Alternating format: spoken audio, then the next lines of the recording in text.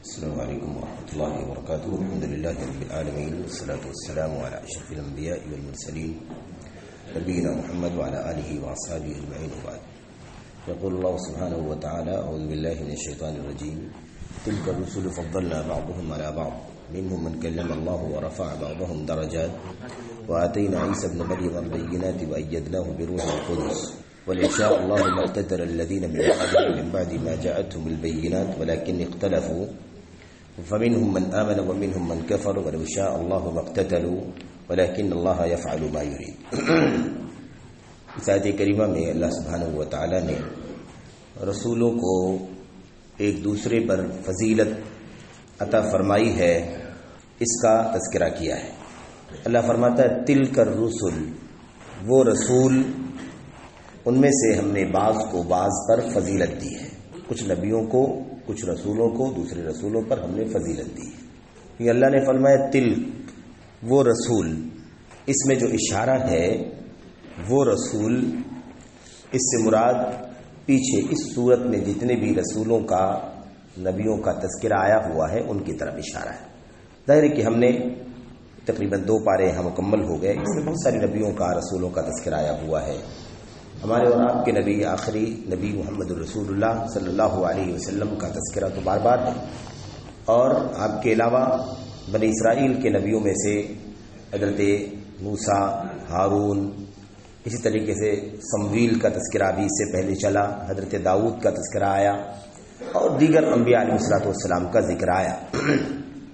حضرت موسیٰ، حضرت عیسیٰ، حضرت داؤد، حضرت ابراہیم خلیل اللہ، حضرت اسماعیل اور دیگر نبیوں کا اللہ تعالیٰ ان کی طرف اشارہ کرتے ہوئے فرماتا ہے کہ ان رسولوں میں سے ہم نے بعض کو بعض پر فضیلت دی ہے.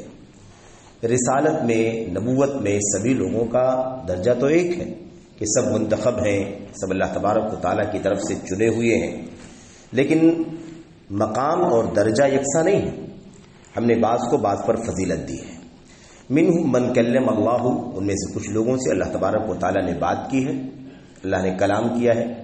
ورفع بعضهم درجات، اور ان میں سے کچھ نبیوں کو اللہ تبارک و تعالیٰ نے درجات میں بلندی عطا فرمائی ہے. اس کی تفسیر میں مفسرین نے لکھا ہے کہ کلم اللہ، اس کے بارے میں منہم من کلم اللہ، اللہ تعالیٰ نے کچھ لوگوں سے بات کی. ظاہر ہے کہ حضرت موسیٰ علیہ السلام ہیں، گرچہ کہ اللہ کے نبی صلی اللہ علیہ وسلم اس میں شریک ہیں، لیکن ان کا تذکرہ آگے آ رہا ہے. ورفع بعضهم درجات، اور ان میں سے بعض سے اللہ تبارک و تعالیٰ نے بہت سارے درجات میں بلندی عطا فرمائی. یہ ہمارے اور آپ کے نبی، آخری نبی محمد الرسول اللہ صلی اللہ علیہ وسلم ہے. نبی کریم صلی اللہ علیہ وسلم کا مقام، آپ کا درجہ، آپ کی منقبت کے سلسلے میں بہت ساری حدیثیں موجود ہیں، بہت ساری آیتوں میں اور بہت ساری حدیث میں اس کا تذکرہ موجود ہے. مثال کے طور پر صحیح بخاری میں حضرت جابر بن عبداللہ رضی اللہ تعالیٰ عنہ سے روایت مروی ہے کہ اللہ کے نبی علیہ السلام نے خود فرمایا اعطیت خمسا لم یعطہن احد قبلی، 5 چیزیں مجھے، 5 خصوصیات مجھے ایسی دی گئی ہیں جو مجھ سے پہلے کسی نبی کو نہیں دی گئی. 5 خصوصیات، 5 فضائل، 5 ایسی چیزیں. ظاہر کہ خصوصیت اسی کو کہتے ہیں جو ہر جگہ نہ پائی جائے، ایک ہی جگہ پائی جائے. آپ نے فرمایا 5 چیزیں کون سی ہیں؟ نصرت بالرعب مسیرۃ شہر، مجھے اللہ تبارک و تعالیٰ کی طرف سے 1 مہینے کی دوری سے روب کے ذریعے سے، دبدبے کے ذریعے سے مدد کی گئی ہے.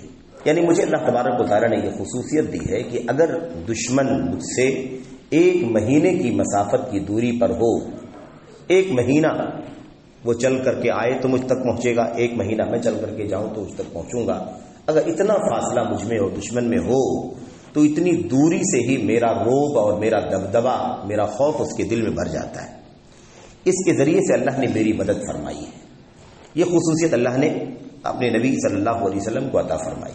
نمبر 1. نمبر 2، اللہ کے نبی علیہ السلام نے فرمایا وَجُعِلَتْ لِيَ الْأَرْضُ مَسْجِدًا وَطَهُورًا فَأَيُّمَا رَجُلٍ أَدْرَكَتْهُ الصَّلَاةُ فَلْيُصَلِّ، آپ نے فرمایا اور میرے لیے پوری روئے زمین کو وضو کے قابل، پاک بنا دیا گیا ہے اور نماز کے لائق بنا دیا گیا ہے.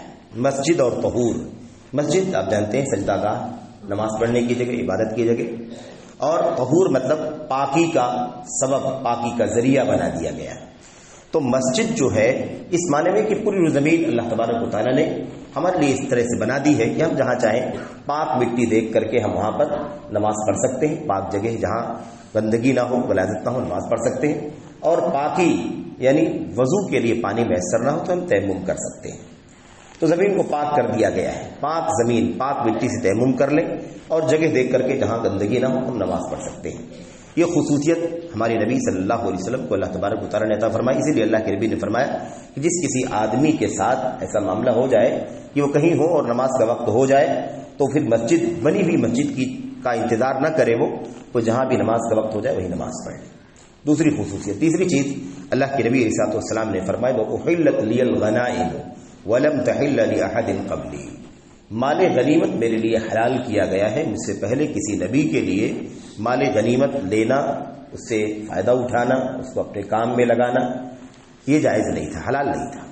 اور روایتوں میں آتا ہے کہ پچھلی امتوں میں طریقہ یہ تھا کہ جب جنگیں ہوتی تھیں اور مال غنیمت اکٹھا ہو جاتا تھا تو مال غنیمت اکٹھا کر دیا جاتا تھا، اسی کا حکم تھا کہ مال غنیمت اکٹھا کر دی جائے، اور اس کے بعد اکٹھا جب کر دیا جاتا مال غنیمت کو تو اللہ تبارک و تعالیٰ کی طرف سے کوئی آگ اترتی اور اسے جلا کر کے ختم کر دیتی، لیکن مال غنیمت کا استعمال کرنا حلال نہیں تھا۔ اور ہم جانتے ہیں کہ ہمارے نبی صلی اللہ علیہ وسلم کے لیے اور اس امت کے لیے مال غنیمت حلال ہے۔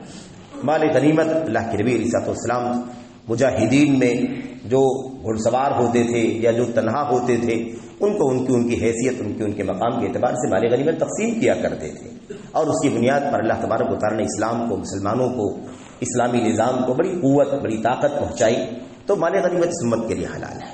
ایسی اللہ کے نبی صلی اللہ علیہ وسلم نے چوتھی چیز فرمائی وَأُحِلَّتْ وَأُعْطِيتُ الشَّفَاعَةَ، اور مجھے سفارش کرنے کا حق دیا گیا، مجھے سفارشی بنایا گیا، اور سفارشی تو اور بھی لوگ ہوں گے، انبیاء ہوں گے، شہداء ہوں گے، اور بھی لوگ سفارشی ہوں گے، لیکن اللہ کے نبی علیہ السلام نے جس سفارش کی طرف اشارہ کیا یہ شفاعت عظمیٰ ہے کہ جب کوئی بھی سفارش کرنے کا حق نہیں رکھے گا سب لوگ گھبرا جائیں گے، حضرت آدم، حضرت نوح، حضرت موسیٰ، حضرت عیسیٰ سبھی لوگ معذرت کر لیں گے، اپنی اپنی کمیوں کا حوالہ دے کر کے کہیں گے کہ میں سفارش کرنے کے لائق نہیں ہوں۔ اس وقت اللہ تبارک و تعالیٰ اپنے نبی صلی اللہ علیہ وسلم کو سفارش کرنے کا حکم دے گا۔ اللہ کے نبی علیہ السلام سجدہ ریز ہو جائیں گے، اللہ تعالیٰ کا حکم ہوگا یا محمد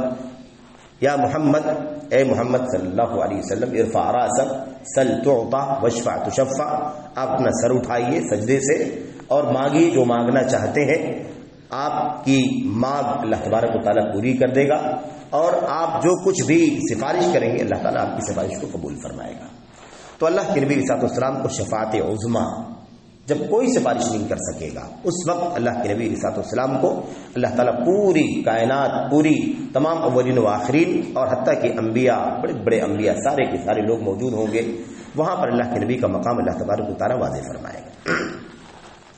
نمبر 4، نمبر 5 آخری چیز یہ ہے کہ اللہ کے نبی علیہ السلام نے فرمایا کہ وَبُعِثْتُ وَكَانَ النَّبِيُّ يُبْعَثُ إِلَىٰ قَوْمِهِ خَاصَّةً وَبُعِثْتُ إِلَى النَّاسِ عَامَّةً، سارے لوگ مجھ سے پہلے جو بھی نبی دنیا میں آیا طریقہ یہ تھا اللہ تبارک و تعالیٰ کا ان کے ساتھ کہ وہ اپنی اپنی قوم کے بیچ میں بھیجا جاتا تھا، ایک علاقے میں، ایک بستی میں، ایک شہر میں، ایک مثال کے طور پر ملک میں، الگ الگ ایک ایک خطے میں بھیجا جاتا تھا، خاص اپنی ہی قوم کے اندر اسے دعوت کا کام، تبلیغ کا کام کرنا ہوتا تھا، اللہ تعالیٰ کا پیغام پہنچانا ہوتا تھا۔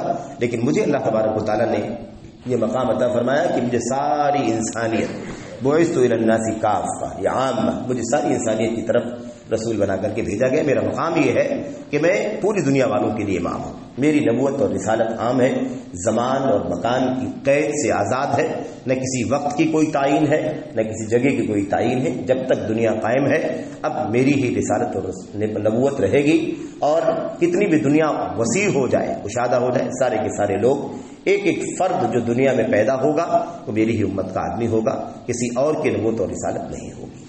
یہ اللہ کے نبی صلی اللہ علیہ وسلم کی مشہور حدیث میں ہے کہ اللہ کے نبی صلی اللہ علیہ وسلم نے فرمایا کہ مجھے یہ 5 خصوصیات دی گئی ہیں۔ تو بہرحال یہ ہے وَرَفَعَ بَعْضَهُمْ دَرَجَاتٍ، اللہ تعالیٰ نے ان میں سے کسی کو بہت سارے درجات میں بلندی عطا فرمائی۔ یہ ہمارے اور آپ کے نبی محمد صلی اللہ علیہ وسلم ہے۔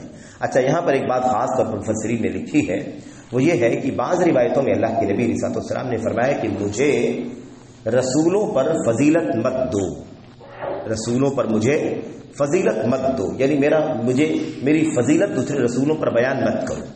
ایسا بعض روایتوں میں موجود ہے اور روایتیں صحیح ہیں. اللہ لا تفضلون علی الانبیاء، مجھے نبیوں پر رسولوں پر فضیلت مت دو. اور اس سلسلے میں ایک واقعہ صحیح بخاری وغیرہ کے اندر موجود ہے کہ ایک یہودی نے کسی موقع پر قسم کھائی تو قسم کھاتے وقت اس نے کہا لا والذی، نہیں ایسا نہیں ہے، اللہ کی قسم جس کے ہاتھ میں میری جان ہے، اللہ کی قسم جس نے موسیٰ علیہ السلام کو ساری دنیا والوں پر فضیلت دی. لا والذی فضل موسیٰ علی العالمین، اللہ کی قسم جس نے موسیٰ علیہ السلام کو سارے جہان والوں پر فضیلت عطا فرمائی. ایسے قسم کھائی اس یہودی نے. اس قسم کو اس مسلمان موجود تھے وہاں پر، اس مسلمان نے صحابی رسول نے ایک تماچا اس یہودی کو مارا اور کہا خبیث، تو نے اس طرح سے قسم کیوں کھائی جس نے موسیٰ کو ساری دنیا والوں پر فضیلت دی؟ کیا ہمارے نبی محمد صلی اللہ علیہ وسلم پر بھی موسیٰ کو فضیلت ہے؟ تو نے اس طرح سے عمومی قسم کیسے کھائی؟ موسیٰ علیہ السلام کی فضیلت بلا شبہ ہے، لیکن ہمارے نبی ساری دنیا میں افضل ہیں، سارے جہانوں سے افضل وہ نہیں ہو سکتے. بہرحال تماچا رسید کر دیا اور اس طرح سے بات کہی.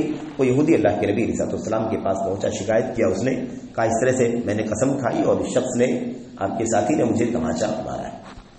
اللہ کے نبی علیہ السلام نے فیصلہ فرمایا اور اس وقت آپ نے کہا، آپ علیہ السلام نے فرمایا لا تفضلونی علی الانبیاء، مجھے نبیوں پر انبیاء پر فضیلت مت دو، مجھے نبیوں پر رسولوں پر فضیلت مت دو. اس طرح کی بات اللہ کے نبی علیہ السلام نے فرمائی. اور اس کے بعد آپ نے موسیٰ علیہ السلام کا تذکرہ خاص طور پر خود ہی فرمایا اور آپ نے فرمایا کہ دیکھو موسیٰ علیہ السلام کا جہاں تک مسئلہ ہے تو قیامت کے دن سارے کے سارے لوگ بے ہوش ہو جائیں گے، تمام کے تمام لوگ یسعقون، سب کے سب بے ہوش ہو جائیں گے، بے ہوش ہو کر گر پڑیں گے. کہتے ہیں فاول من یفیق انا، سب سے پہلے میں ہوش میں آؤں گا، سب سے پہلے بے ہوشی جس کی ختم ہوگی وہ میں ہوں گا اور میری بے ہوشی ختم ہوگی. لیکن جب میں ہوش میں آؤں گا تو میں دیکھوں گا کہ موسیٰ علیہ السلام باطشن قوائم العرش، حضرت موسیٰ علیہ السلام عرش، اللہ تبارک و تعالیٰ کے عرش کے پائے کو پکڑ کر کے بیٹھے ہوئے ہوں گے یا پکڑ کر کے پکڑے ہوئے ہوں گے. اب مجھے نہیں معلوم، اللہ کے نبی صلی اللہ علیہ وسلم نے فرمایا فلا ادری، مجھے نہیں معلوم افاق قبلی، کیا موسیٰ علیہ السلام مجھ سے پہلے ہوش میں آ گئے یا اللہ تبارک و تعالیٰ نے انہیں بے ہوش ہی نہیں کیا.